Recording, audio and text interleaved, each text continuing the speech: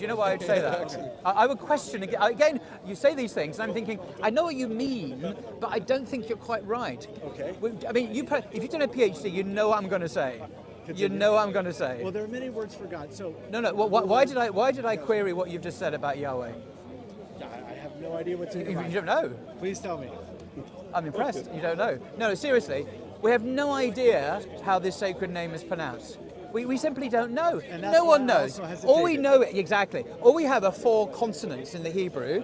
We don't know what the vowels are. And why is that? Because the sacred name was only pronounced on the lips of the high priest once a year in the temple. The temple was destroyed 2,000 years ago by the Romans. We have no idea what the sacred name is.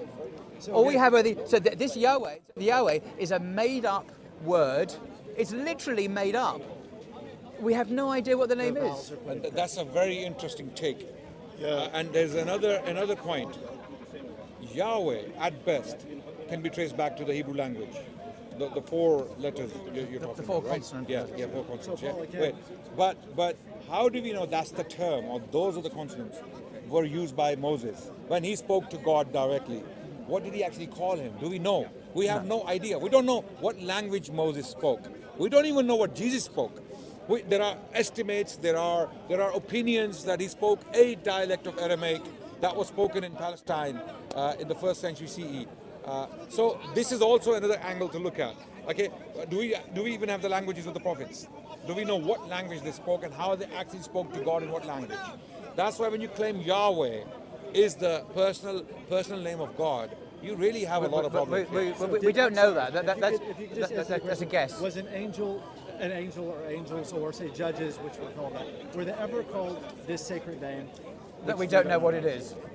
Were they ever called angels? Yes or no? Yeah, but no, we don't know what the name is. So to ask me if they ever called that is a bit of a moot point, isn't it? Well, so we don't know what it is. So how can I tell you whether or not they were called that? Right. So it's an impossible question. I can't answer. We can't answer that. But I can say. No, it's not. But I can say that angels and others were called other names of God. Elohim. Okay. But not that name. I'm on my own now without my teacher. Not that name.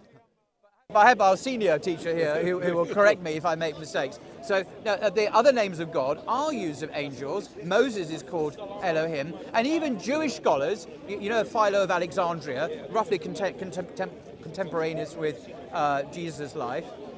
He's probably the greatest Jewish Bible scholar in the ancient world, Philo of Alexandria in Egypt, and he wrote a marvelous commentary on the Torah, not surprisingly, and he actually calls Moses Theos.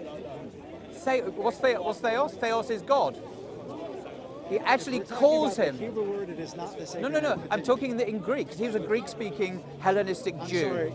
The word for the sacred name is not Theos. We don't know what the sacred name is.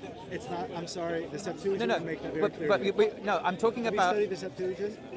I'm talking about. Answer yes or no. Yes, I have. Okay. So what is the word that the? So why, were you aware that the tetragramma? What is it called? What is it translated in Greek? Well, it's not. It's usually either Lord, Kurios, or Adonai, which is their preferred one because it's not. But we don't know what the Hebrew word is. So what is it translated into Greek? My point is this: that even Jews called Moses God, It's not the way it's translated. and in Psalm 45, the psalmist called a man God. All right. The Greek word for the sacred name is never Theos. I never said. It's Lord. I'm making a point. It's Kurios. It's I said it not was. Theos. I said it was Kurios. Right. I actually said it was Kurios. I never said it was Theos. I said it was Kurios. So we can't use the sacred name to say Theos of whoever you want. No, but I'm saying is that Moses was called God by the most respected Jewish. It was not called Kurios. It was not. But it's not the only name for God. Okay. But we understand. Are you aware of that? It's not. There are many names for God in the Greek language and in the Hebrew language. Let's go to Hebrew. Yeah. So what you have to understand is something he understands and I understand, and I think you understand it. There's something called figurative or majazi, and there's literal, hakiki. Of course. Okay? And I know he doesn't like me to use these terms, but it's Arabic and it's nice. No, I know. I'm sure he has no problem with using those. So you have to understand when you're going to Psalm 45, right? This is again the book in the books of what? Poetry. I would challenge the genre.